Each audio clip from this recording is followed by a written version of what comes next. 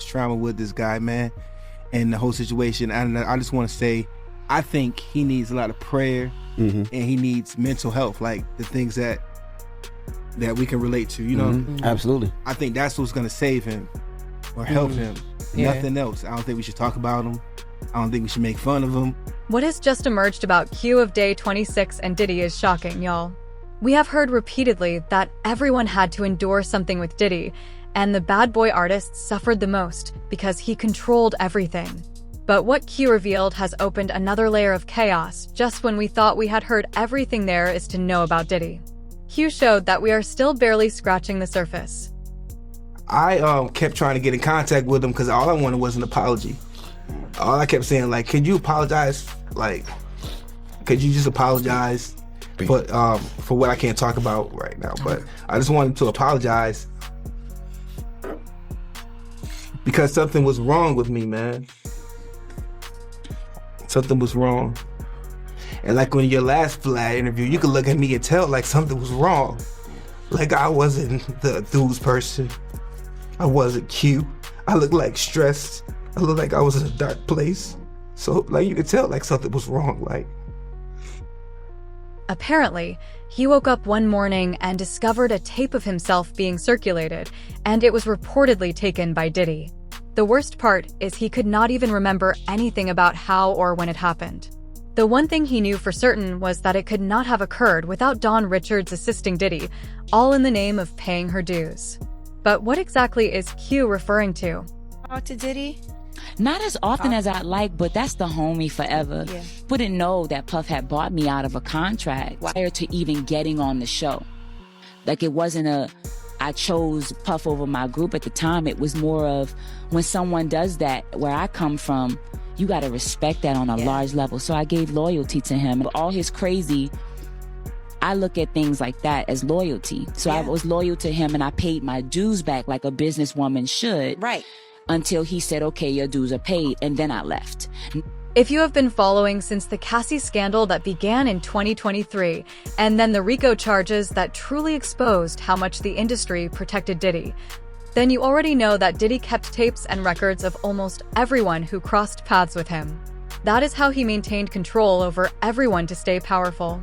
Most people assumed that those tapes all came from Diddy's infamous freakouts. They believed the people involved were complicit in Diddy's actions and did not realize that every corner of Diddy's house was monitored by cameras. But what if what Q is saying is accurate? That is not how it happened because Diddy still managed to obtain leverage over him even though he was being extremely careful not to compromise his image. Q Mosley of DAY26 had always avoided really discussing Diddy. Whenever he did, he was visibly shaken, and sometimes he would even break down crying. I don't understand. No, it's okay, bro. I don't understand why someone would sit down and think about hurting someone. I don't know. Or laugh about it after they do it, you know. Like, I don't get it. That's why I said none of them are innocent. I'm not here to expose anybody, but none of them are innocent, man. Like, none of them are innocent. Y'all all coming after this man for millions of dollars when y'all were a part of it as well. Even when he appeared for an interview this year with the rest of his group, he seemed a bit shaken and triggered when asked if anything had ever happened between him and Diddy. It was only during the interview with Audrey O'Day that he explained why he finds it so difficult to talk about Diddy, and the things he witnessed became clear. Around the time DAY26 was active, Q began dating Dawn Richards, who was also signed to Bad Boy Records. They became the first couple we know of from Bad Boy aside from Faith and Biggie. Their relationship was so public that it became a major storyline on Making the Band. One day, Dawn approached him and said she had something new for him to try, a pill she had received from Diddy. She showed him a second pill that was meant for her and gave him the impression that the plan was for them to do something intimate together later. But by the time Q took the pill and came to, he found Diddy standing over him with a group of other men in the room laughing.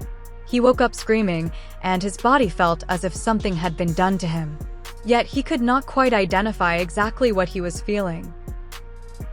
My ex at the time, which was Dawn, she gave me an ecstasy pill. And she said... Is that what she said it was? Yeah, she said it was ecstasy, and she said it was from Puff to give to me. and it was red. And I took it because I thought I was gonna get freaky with my girlfriend. You know, we tried ecstasy before, and I trusted her that's what it was. He gave her 2 of them. I took mine. Within like 20 minutes, I knocked out and blacked out.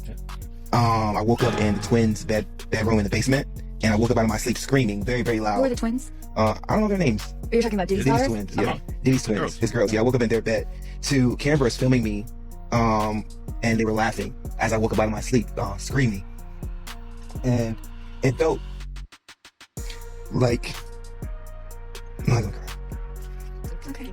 Yeah, take your time. It's okay. It's understandable that you're reliving this and emotion comes with it. There's just no way around it. So it felt very sacrificial. That's what I meant when I said I felt like they were trying to hurt me, or Diddy was trying to maybe sacrifice me that night. Someone even left a comment explaining what Q might have been feeling, saying, "The thing is, he was not asleep. He was awake the whole time. His coming awake was just his consciousness returning to his body." That makes a lot of sense, because it was only when he started poking Dawn that he realized the pill was more like a horse tranquilizer than a regular recreational pill. It gets even stranger because Dawn never actually took the pill she told him she would. She only pretended to take it to give him a false sense of security. When she saw that he had taken the bait, she spat hers out and told Diddy that he could come in. Q also said that there were 2 red pills and that she never took hers. That part always haunted him. It felt less like a shared experience and more like an experiment, as if he were a lab mouse in some twisted trial to see how fast he would collapse. His trust had been manipulated and his vulnerability exploited. After he came to, he began experiencing disturbing psychological symptoms, auditory hallucinations, racing thoughts, intense paranoia, and overwhelming anxiety. His thoughts were unclear, and his memory started slipping. It felt as though his mind had regressed, and he was forced to relearn basic things with the support of doctors and loved ones. The pill had broken him mentally, emotionally, and spiritually. He was not just talking about Diddy here. He implied that Dawn Richards could have been a possible accomplice. It did not take long before Dawn responded with a statement of her own, saying, "I want to be unequivocally clear. I have never drugged anyone, nor have I ever given anyone pills to take. The suggestion that I did so is entirely false." If such a belief were true, it would be inconsistent with actions that followed, such as inviting me into your home, introducing me to your sisters and family, and continuing a relationship with me. It would also contradict choosing to attend social events without me, engaging with individuals I had previously raised concerns about, and continuing to live with or provide favors to those same individuals. Many of these actions occurred while I was not present or even in contact with you. We need more evidence of this. Dawn's statement was essentially doing the same thing that Diddy and the jury did to Cassie. She was essentially asking him why he would stay with her if she had committed all of those heinous acts. And did you notice that even though she claimed not to know about the incident or what happened, Dawn was aware that he introduced her to his family afterward? Q never specified when the incident occurred, so how could she know that this was his behavior afterward? Dawn must have realized this as well, because no one needed to say more before she removed the statement. Instead, she had someone else, Diddy's former chef Jordan, defending her, claiming that Dawn was not lying and that Q was essentially alone in how he was feeling. Also, before I forget, Dawn Richard is not a liar.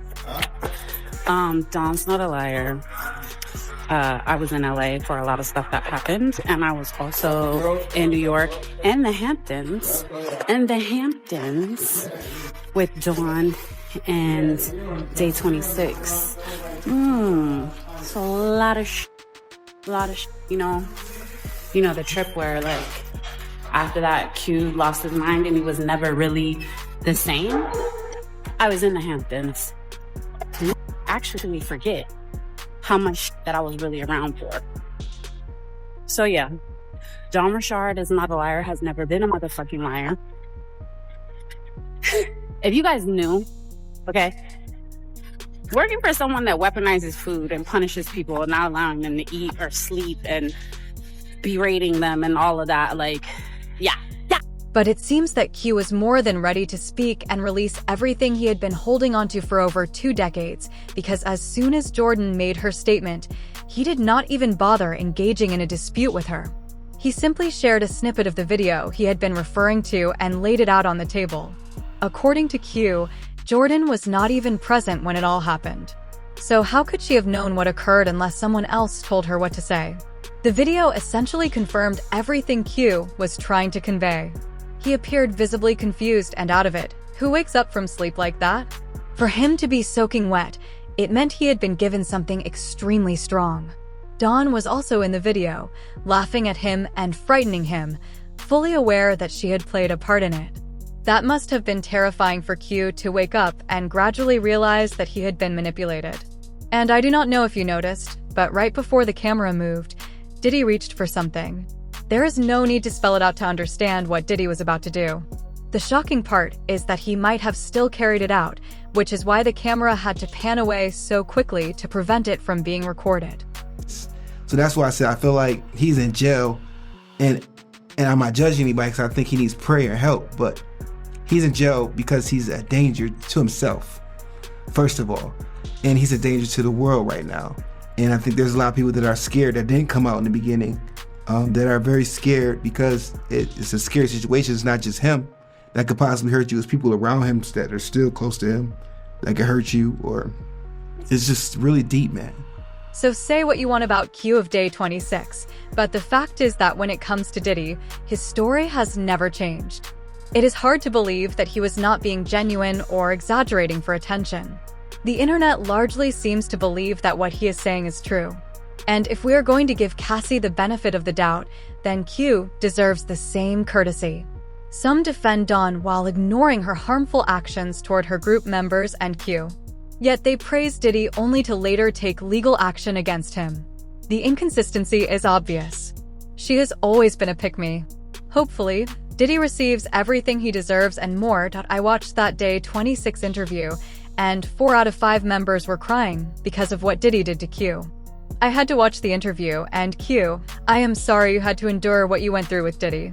He does not go into too much detail, but you can see the pain and trauma and how deeply it affected him. Diddy deserves what is coming. Do you think Dawn Richards is still a victim of Diddy, or was she both an accomplice and a victim? Share your thoughts in the comments and make sure to hit like and subscribe. I will see you in the next video.